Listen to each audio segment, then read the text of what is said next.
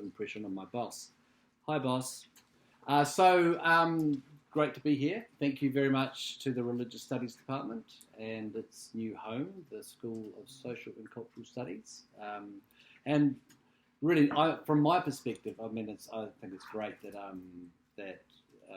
it's not nice to be homeless. I mean, not that New Zealand knows anything about homelessness, but it's nice to have a home. But it's also to have a home with people who approach the unit of analysis in certain ways. And I mean, there's nothing wrong with humanities and all the rest, but as a social scientist, obviously, I'm delighted to see this new home and to be able to have a conversation with both religious studies specialists and with people who paddle in the social science, specifically anthropology and sociology waka.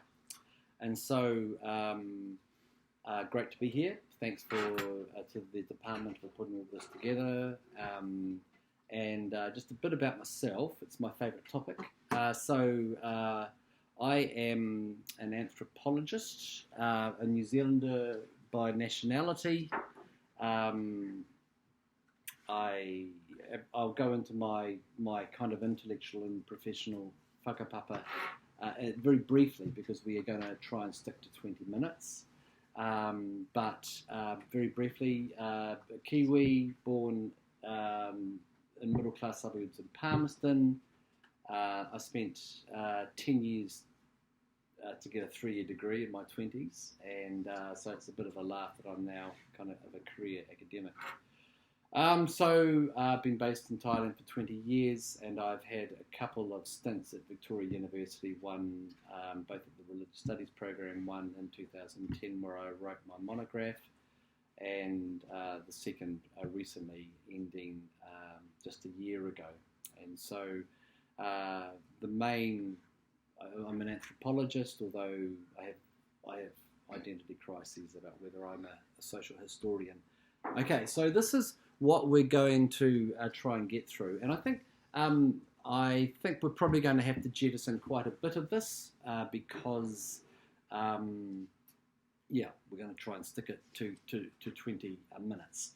So let's the topic that I've chosen, and presumably you're here because you don't want to hear about gay snails that are vulnerable to habitat loss due to global warming. So the title of the talk is From Merit Making to Magic, Reflections on the Disciplined Interdisciplinary Study of Sufism in South Thailand. So I'm wanting to kind of, and it's nice that we've got a range of people. We've got some faculty members, and I asked a few questions before, so we have some undergraduates and some postgraduates. And so I'm wanting to kind of approach the topic in a narrative way, sharing a bit about my own personal journey, stumbling, I would say, into being an accidental anthropologist.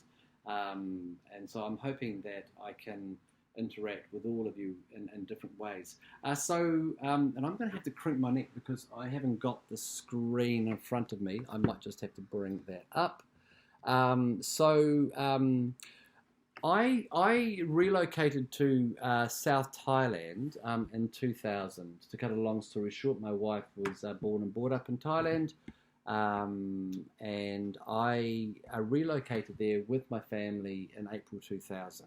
I lived in the Malay Muslim-dominated far south of the country, along the Malay border.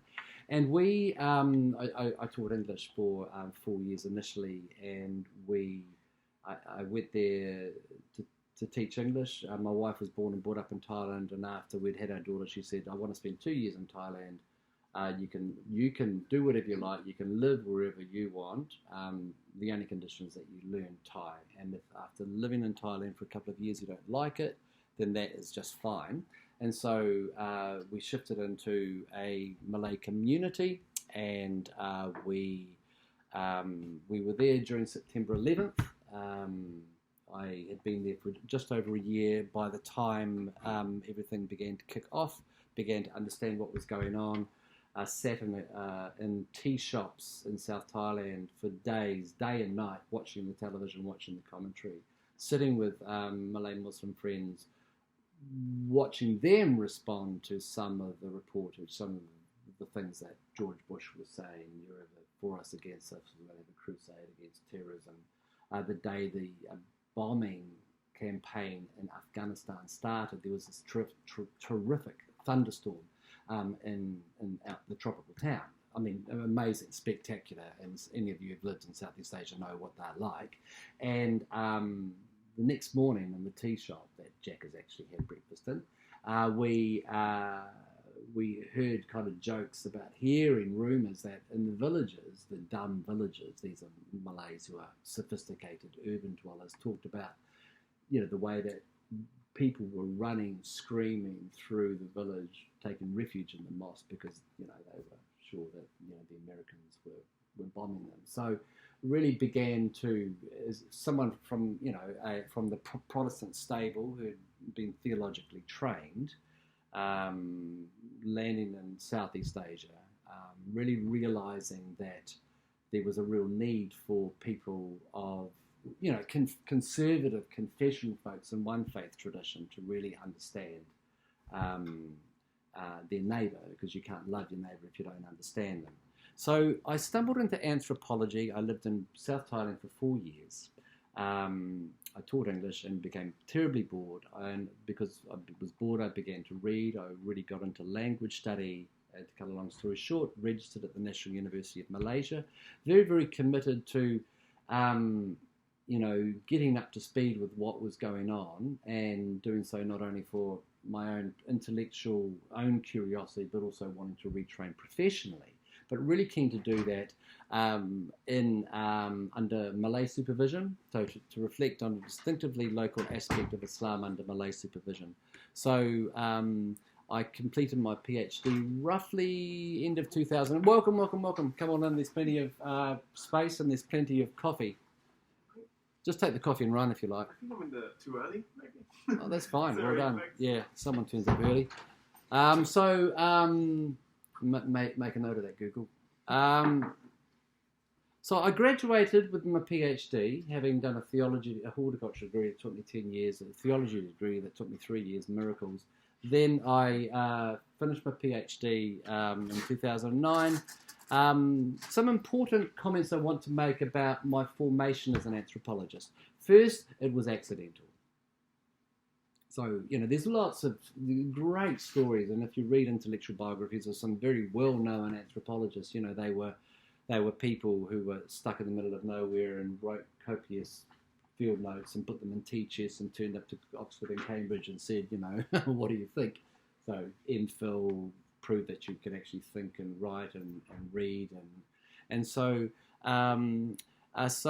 yeah, it was accidental. My interests during my before registering was in the way that my bilingual Malay-speaking neighbours used language mostly associated with Buddhism, specifically merit-making, to refer to as used as code for a range of religious activities. And anyone who knows anything about both Buddhism and Islam will understand that in both traditions there is a strong economy of merit that operate in very different ways. Obviously, Buddhists don't deal with the prospect of judgment before a god.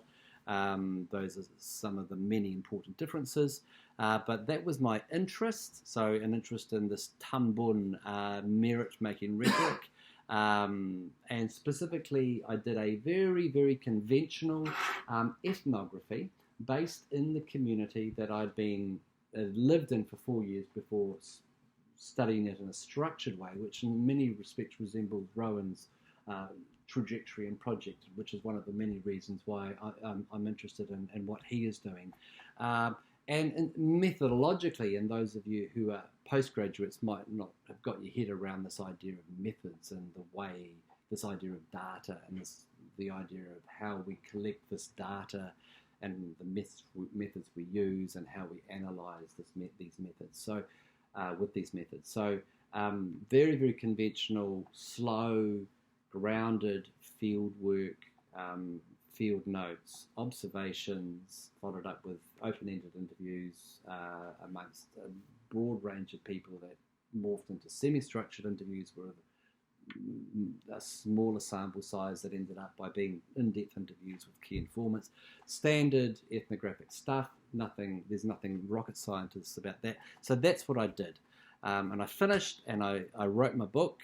I got it out of the way. The imperfect book that gets published is far better than the perfect book that never gets published. I came back to New Zealand in 2010, having submitted my manuscript. I had more writing to do while I was at Vic. And the weekend before I left, I was in a tea shop, as I am often in a tea shop, and because that's where people are. As someone who's not particularly charismatic, it's better to go where people are already rather than expecting people to come to you, see. So, and I met the first person over my 10 years who self-identified as a Sufi, and I thought, now that's interesting. I didn't know that these guys were around. And as often the case when we do anthropology, you don't. It's like going into the Narnia's cupboard. You ask different questions, you look for different things, and all of a sudden a whole new world opens up, and it's like going into the Narnia cupboard, and because you know the vocabulary, you know what to look for, all of a sudden these things happen. So before coming back to spend a year in New Zealand, I started to read around the topic, and so when I returned to Thailand in 2012, I relocated to the far end of the country. And after settling the family in, I had an affiliation at Chiang Mai University. I began doing multi-sided fieldwork, trying to find Sufi movements, a range of Islamic movements inspired by Sufism. And Sufism, for those of you who aren't aware, it could be analogous to Catholic orders set up by charismatic founders, devotional practices. They could be compared, and all analogies are inadequate. All analogies are helpful, but they're inherently inadequate, and so Sufi movements can be compared with charismatic Christianity or Pentecostal movements, again, centering around charismatic individuals, most of whom, but not all, are marginal to the religious mainstream, particularly in the world today.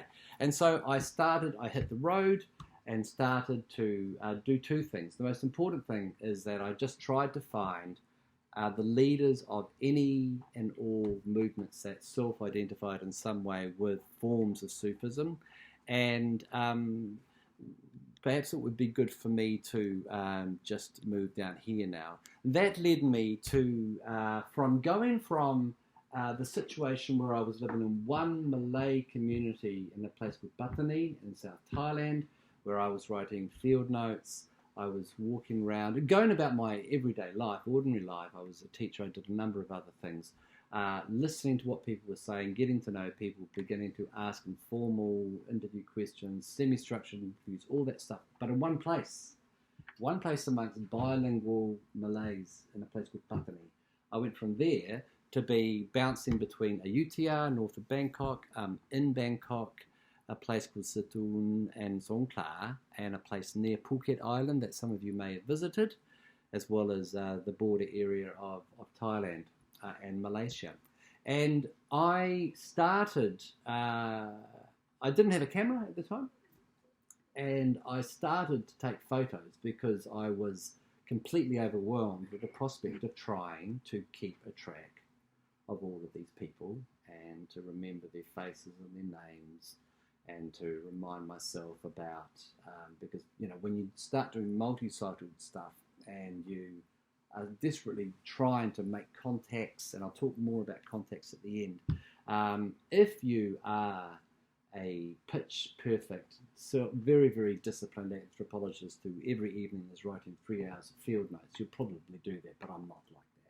So photos, notes in the notebook, all those things. So I began to take photos for that reason only, and because I began to take photos, I had to learn how to organize those still images, and then I started to see interesting things. And so without having used a video camera at all, I went into a shop and I said, oh, that'll do. So I bought a video camera and put a microphone on it.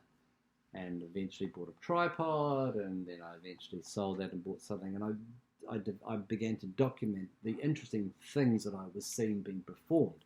So this was, and if I was here to impress you, recently I gave some methodological comments on some of the things that I've been doing, and I kind of said something like this. I said I could stand up and I could give you the standard line that anthropologists give about how they approach their ethnographic subjects, their unit of analysis, their topic of inquiry, and why they have chosen to do things in this way. But really, the honest truth is that this is the only way I know how to do anthropology. This is the only way that I know how to do field work. So I wanted to give a specific example, and I'm conscious of the time, and I'm conscious also that we get more out of these things when we have interaction rather than listening to a monologue. But one of the fieldwork sites, wait a minute, have I been going through the wrong thing? I'm looking at that when I should be looking at this. Okay, forgive me. So these are the fieldwork sites. Sorry, I'm getting all mucked up now. These are the fieldwork sites, and the details of the fieldwork sites are not particularly important. The most important thing is that you see that there's more than one, and that they are distributed along what might be referred to as the breadth of the cultural geography of Islam. So many religious scholars sometimes are too interested in religion, traditions, texts, and all the rest, and inadequately attentive to other issues such as language use, the linguistic landscape, the cultural landscape of the countries that they're studying. So 5 research sites, and the one that I want to talk about is in Narathiwat, which is on the Malaysian border, right on the Malaysian border. And let me just tell you a bit about stumbling into studying there. I had known a very, very well-regarded elderly local researcher in Patani for a number of years, and his name was Ahmad Sombumbulong, and I had known him for a number of years. In 2012, I paid him a visit, and as is the custom, spent a long time drinking tea and lots of joking and asking about family, and just before leaving, kind of mentioned that I had something that I wanted to ask him about, and I'm thinking of doing this project, and I doubt very much that I'll be able to get anything done without your help, and do you know people with whom, who you could perhaps introduce me to? And so to cut a long story short again, these people took me to meet a number of leaders and in a number of isolated communities. This is the part of South Thailand, and some of you may know, that since about 2004 there's been an insurgency in the south. It's the most deadly subnational conflict in Southeast Asia. Over 10 years in the running, it's got 7,000 deaths, 20,000 injuries, big numbers. Lots of bombings, drive-by shootings. I'm not going to go into that. But the place where this has got its the Malay constituency most supportive of violent resistance to the state are in the far south, in isolated rural communities where these Sufi groups live. And that's a photo of me with the leader. The first person I showed this to said, "Chris, you're an idiot. I told you to read the emails giving you the memo on the dress code." So I didn't read the memo on the dress code. And no, these aren't my disciples, just to be clear. Let me just tell you about this guy. His name is Ayohdin. Ayoh is Malay for father, and he is the son of a man called Haji Mat Gage. And Haji Mat Gage in 1948 led a rebellion against the Thai police who were harassing this particular Muslim community. This happened at a time of real chaos, not immediately, but shortly after the end of the Japanese occupation of Malaya. And this guy, Ayuh Ding, he was a friend of my friend Ahmad Sombun Bulon, and another of his disciples took me to meet this man in his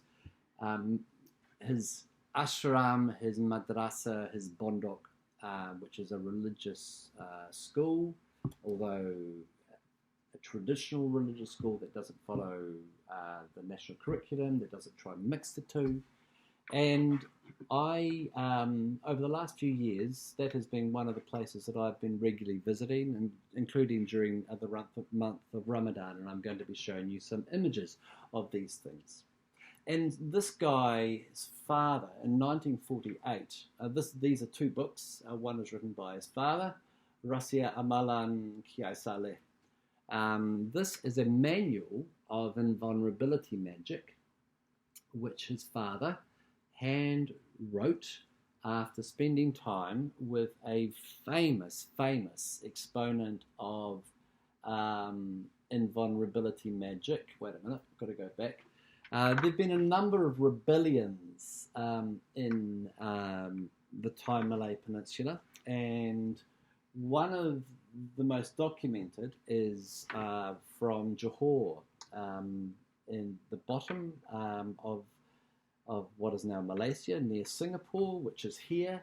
And during the Japanese occupation, Chinese communist forces were harassing Malay communities who defended themselves with not with guns, but with swords and with a range of invulnerability magic. And Haji Makgage, Ayuh Ding's father, he travelled down after the Second World War, and because of the fame of this guy, Kiai Saleh, he spent 6 months with him, learning the practices which were considered to make it possible for people to be invulnerable to bullets and to blades. And this is a very common form of magic.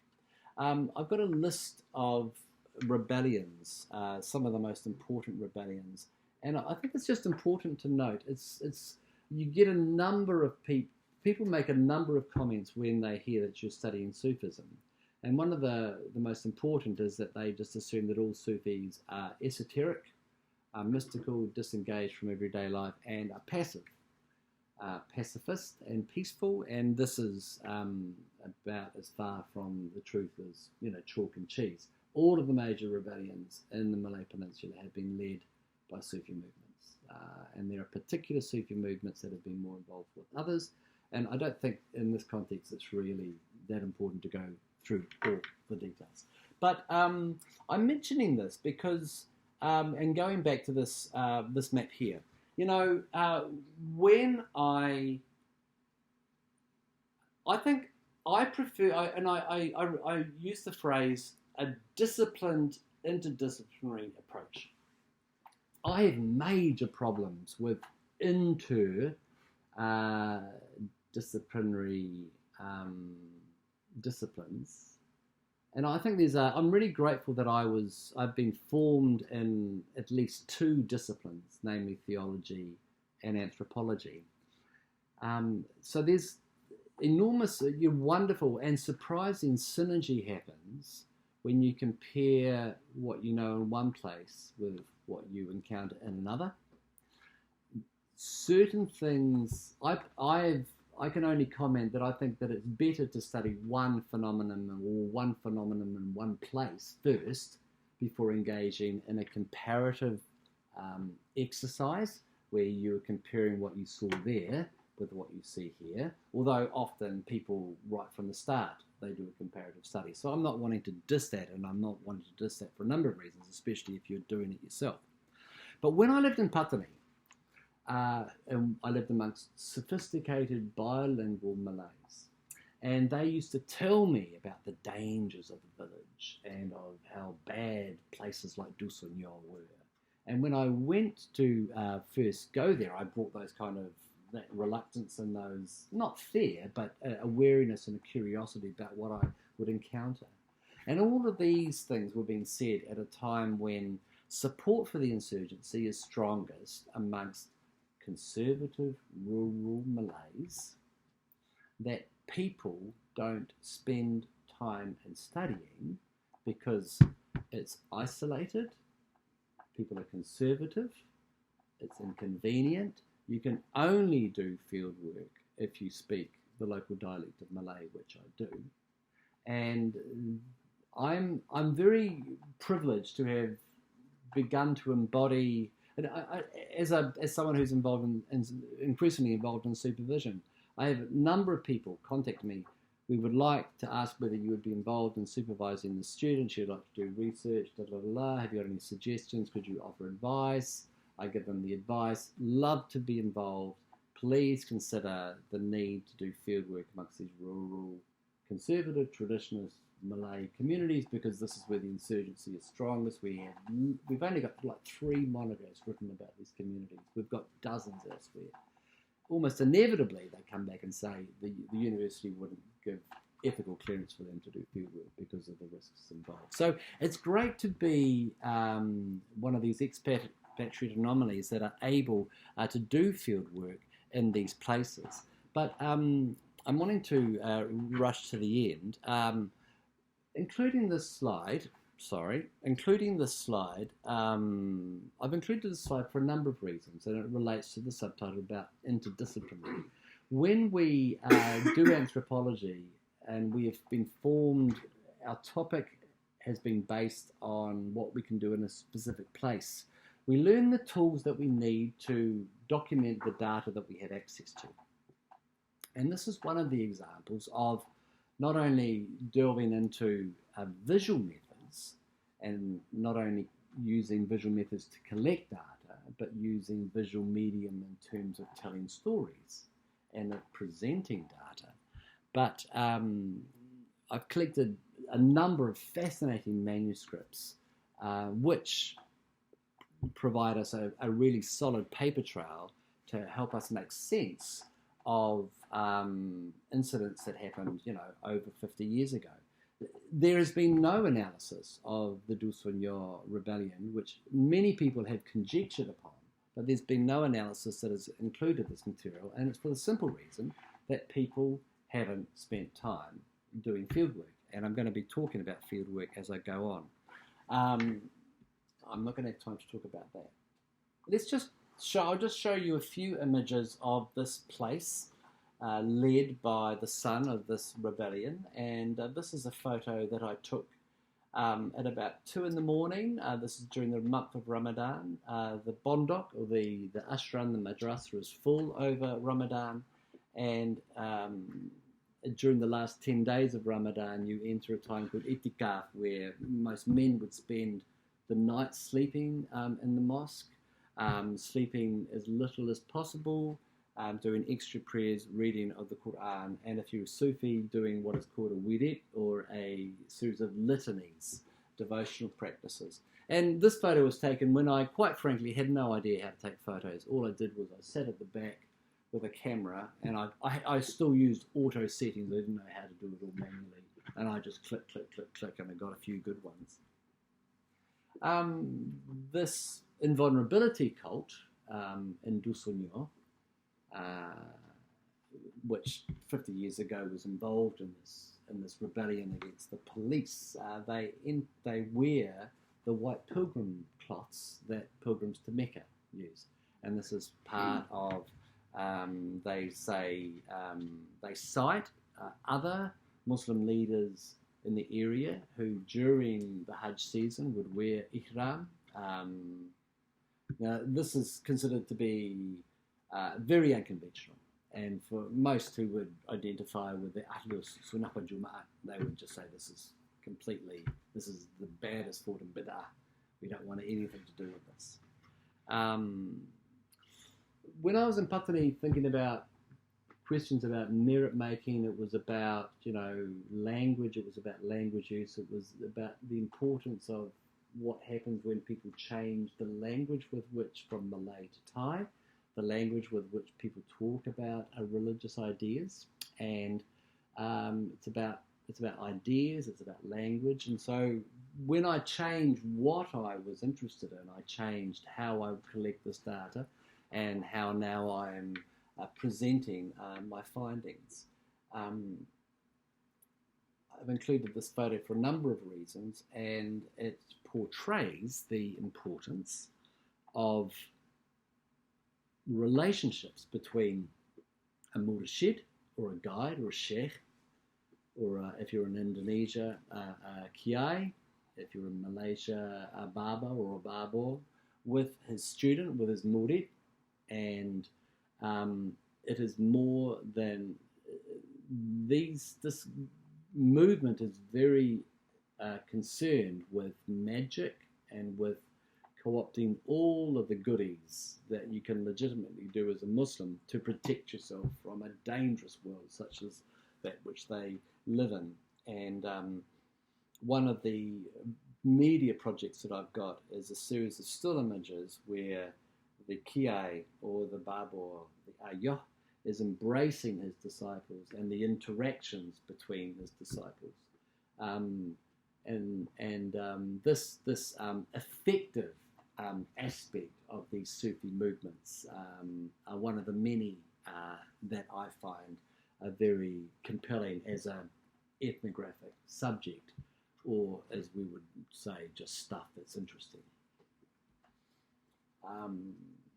One of the themes in the photo essays that I'm presenting is the significance of Thai imagery in the groups that I have been studying, and this is one of the recently deceased Thai kings looking over the students, the disciples, in a very, very basic kitchen, which resembles a kitchen that I know quite a lot about, in the mountains of Dusun Yo. This is a place up in the mountains where there's no running water, there's no electricity, and people don't come here to be comfortable. They come here for times of intentional retreat and rigorous religious observance. I'm not going to have the time to talk through all of these talking points. I've gone way over time, for which I apologise. But just some concluding comments. Field work, field work, field work, field work, field work. It's an F word, but it's fun. Okay, it's not a dirty word. Presence, discomfort, vulnerability, tenacity. That's the bread and butter of what we do. And if you're not really into doing that, then good luck. Maybe consider changing career. One of the things that I regularly reflect on and talk about is my inability to spell, community, is the importance of plugging empirical black holes.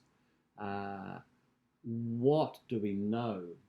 What do we know about what is actually going on? What have I heard people say? What have I seen people do amongst marginalised communities? And there is a loophole that happens when a place is dangerous or inconvenient, or all sorts of reasons people don't go, which means we know less and less and less about what's going on. Ethics, safety and risk-taking. I think that I'm privileged to be operating in an academic environment where there is a degree of looseness on those things, and I realise that is not your experience. As I reflect on my change from doing a one project in town to a multi-sided project, networking, collaboration with the local research is really, really important on both a personal and professional level. We don't get anywhere unless we're able to work with others. And my experience of shifting from studying merit making in town to Sufism in a multi-sided way has been a series of sink surface experiences with having to learn new skills, learning to buy new toys or toolboxes. Whenever my wife asks about why I bought another lens, I just say it's another tool. I never say it's another toy, because it's not. It's a tool. Being very clear about that. So I think that's enough, and I've gone over time. So I'll hand over to the chair. Thank you very much. Thank you, Chris. Yeah. And we still have a good 20 minutes for questions, so please, any questions out there? Hello. Thank you for a really interesting. I'm particularly interested in what you were talking about in terms of the protection magic that's being used. And I know a lot's been written about protection magic in Thai Buddhism, Southeast Asian Buddhism in general. But I'd be interested in hearing your thoughts on how the particular forms of protection magic used by those Sufi groups relate to those broader Buddhist protection magics, but also to the forms used by the Sufi resistance movements in the Northwest frontier against British colonialism. That's all really interesting. Yeah. Okay, so I'm not a specialist on Buddhism. I have a real aversion to. I mean, just because you know something about one thing doesn't mean to say that you know everything about everything. So, does anyone here study Indonesia, or anyone got any kind of? Yeah. So the practices and magical practices and vulnerability magic, which revolve around. Whether it's in a Buddhist context or a Muslim context, there's aspects of materiality, sacred objects, that are imbued with potency through the agency of charismatic leaders, that some students, with the permission and usually under the guidance, often in a temple, a forest. I'm using the Thai terms, got to think in English. A forest temple, a wat ba, so there are some really interesting similarities between what I've encountered. Isolated, forest, bondok, charismatic leader who has received stuff from his father.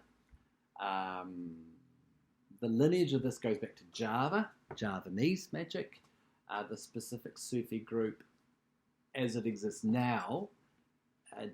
There is evidence of a very interesting mixing of a number of practices, some of which have been documented in the 1828 rebellion in Batin, in the north coast of Java, near the Sunda Straits, Qadariyya wa Naqshbandiya more specifically, so Javanese.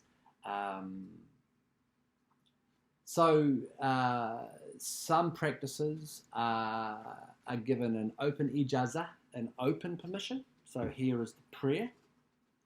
Before dawn prayers, you say the sarawat. After prayers, you do this wirid. Prohibitions about eating certain things. You have to practice this in a suluk or a retreat. Under this, there's all sorts of details, and this is way too much information. So I haven't studied the dynamics of how invulnerability magic amongst Buddhists. I've got friends who have been going in and out of Myanmar for 25 years in the forest with the KNU, with the Mon State Army, with the Shan State Army, and they haven't seen it themselves, but they've seen others who have seen people with a leg blown off and monks walking up and seeing some pretty remarkable things. I hope that's answered your question. I'm not sure if it has. It sounds like I just would be interested to know whether you would see closer parallels with the cultural context or the geographical context of Thailand versus the religious context, because I know there was a lot of involvement of Sufi mystics in the sort of Afghan, Pakistan resistance against British colonialism. So I'd be interested to know whether there's any parallels in the form of kind of Sufism and magic that's being invoked here with broadly speaking, Naqshbandi. Okay, so the common links are Naqshbandi offshoots. Now, there used to be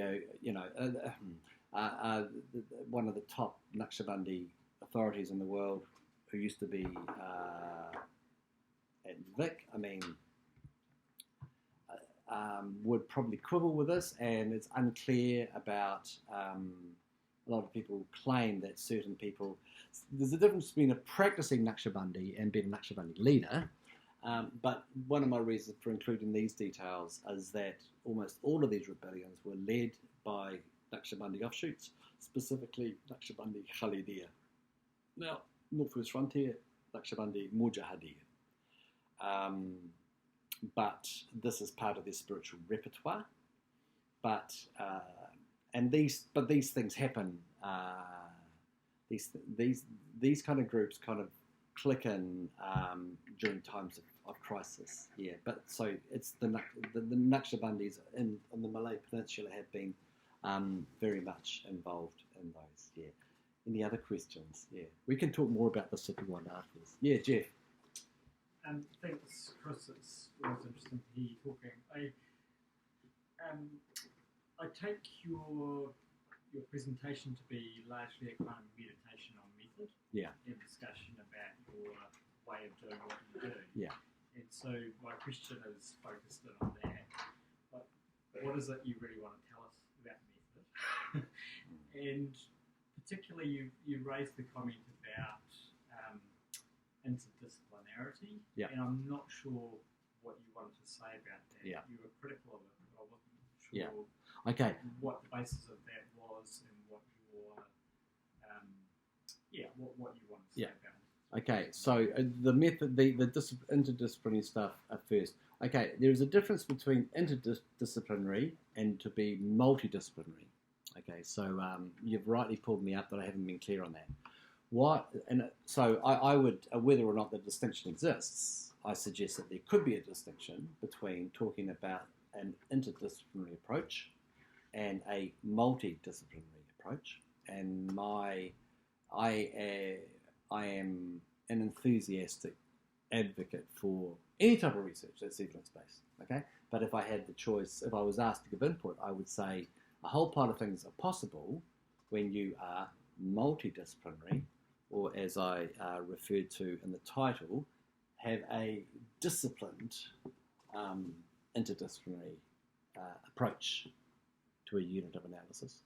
So I've recently been at some conferences where, people don't have a disciplinary base. They don't do archives. They don't know what fieldwork is, and they may stumble into being an anthropologist, but they don't do it in a kind of a structured way. And so learning a specific discipline and having learned that discipline, learning another one that complements and, in a coherent way builds on what you've learned before. Those kind of things are aspects of what is this meditation on method. I guess it's also when I submitted this abstract in, going back to your first question, I was reflecting. I wanted to present something that might be of relevance to undergraduate students as well as to faculty, and obviously, you can't kind of. The place that I've been staying at has got a 1-year-old child and others who have lived in Asia, so cooking something that's happy, poor old Davey and Samuel were protesting about the chilies and the curry the other night. What do I really want to say about that method? Just again, enthusiastically saying to people who are in the process of learning what it means to do, ethnographic research, that there are tools, and there's tools to be bought, there's toys to be bought, there's skills to be learned, and this resembles learning scales and learning chords, and if you're into sport or climbing or the outdoors, learning, having a kit.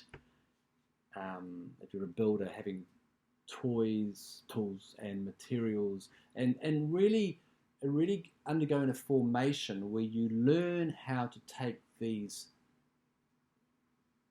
tools and learn skills with which you can, make stuff, and to do that in a structured way, in a way that, I just think that I've really enjoyed undergoing that formation. But the other thing that I wanted to try and say, and I don't think I did it particularly well, and I appreciate the opportunity to speak more about this, is that this is potentially a lifelong thing that we get to do if we're involved in doing social research on a professional level, that we are stumbling into we're discovering new empirical black holes that we're wanting to plug, but they're in completely different places that require us to learn new languages, but they also lend themselves to other methods.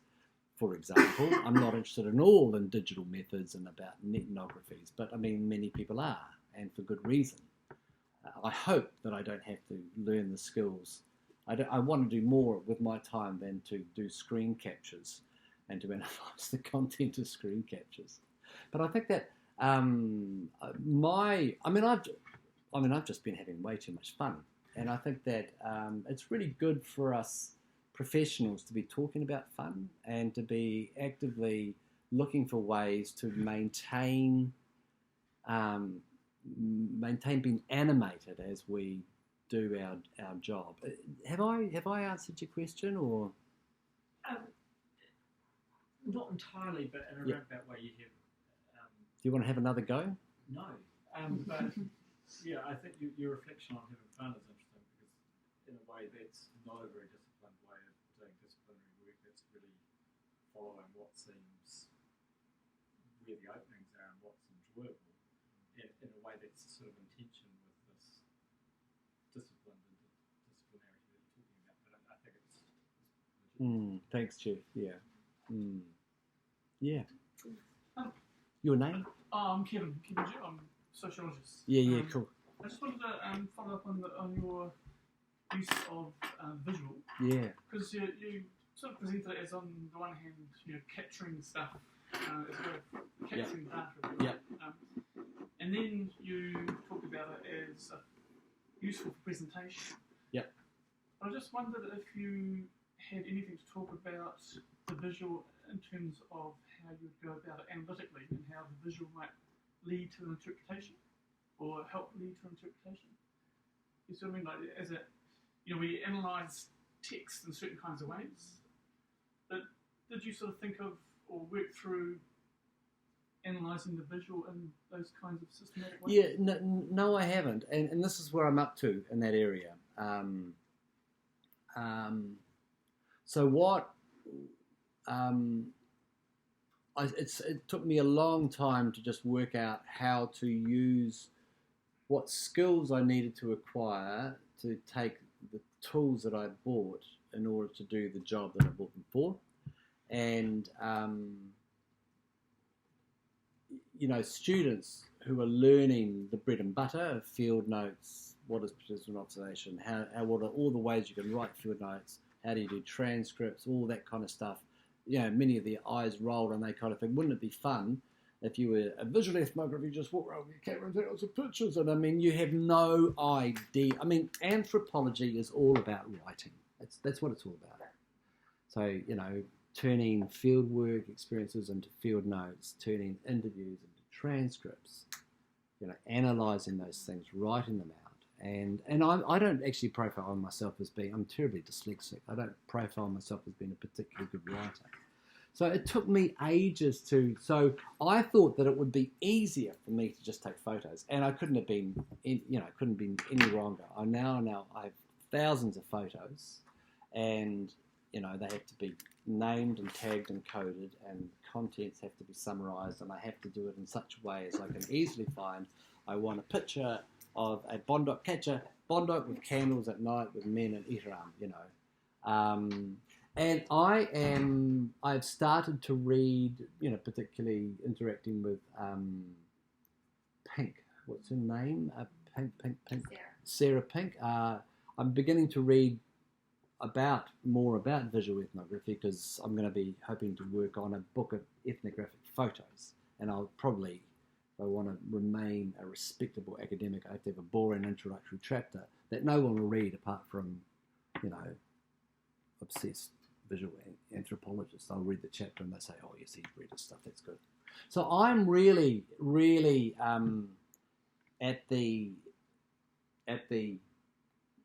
I'm looking at a pretty steep ridge where I'm going to be interacting with those kind of issues and actually working out whether I'm that interested in those issues. And my hope is that because so no work has been done on Sufism in Thailand, I hope that any kind of theoretical sophistication that I might not achieve will be forgiven if empirically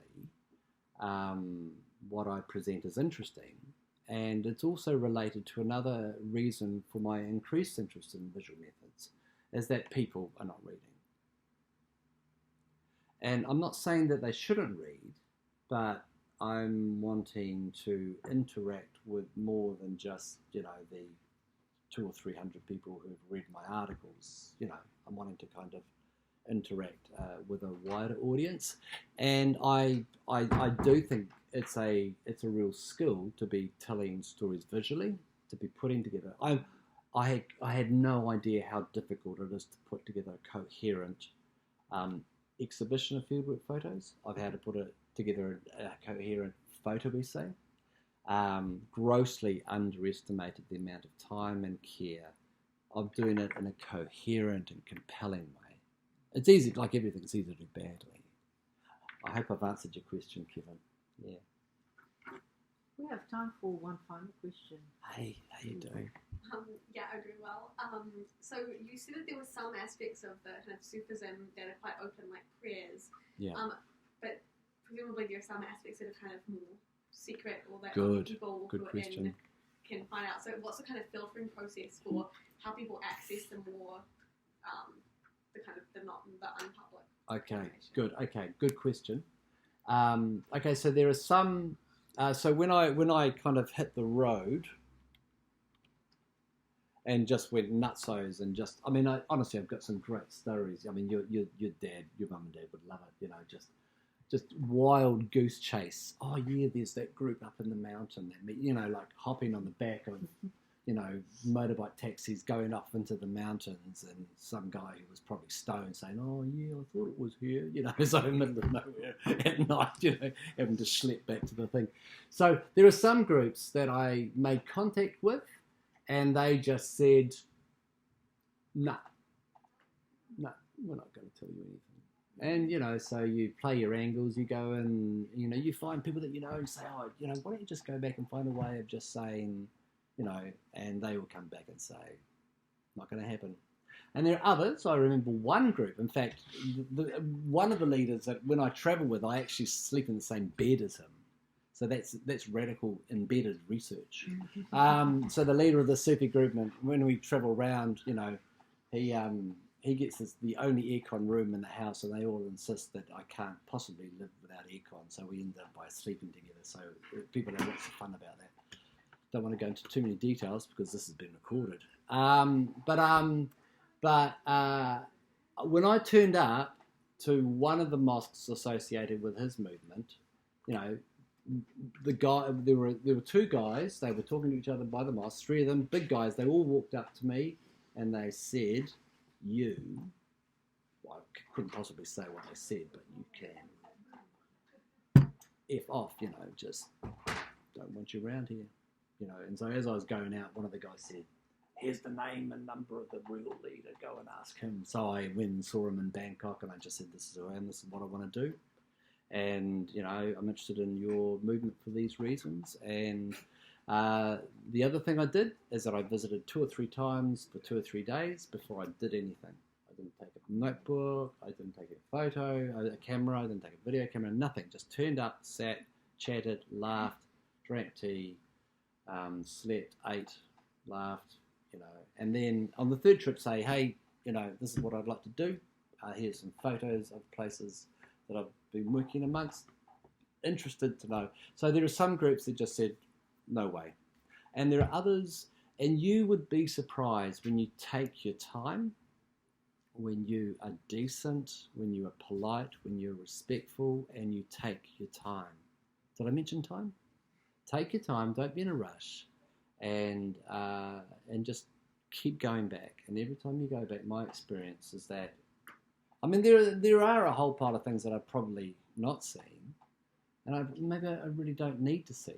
because I'm not going to write the definitive manual, you know. So that's some of the stories which I hope answer your question. We've got 3 minutes to go. I think we'll just thank you in that case and allow Joll to pack up. And if there's anybody who still have any questions, they can still grab you for a few minutes afterwards. Yeah. Is that all right? That's just fine. I'm locked out the rest of the afternoon till 2:30. So Fantastic. Well, thank you so much. You're very welcome. Thank you so much. Yes.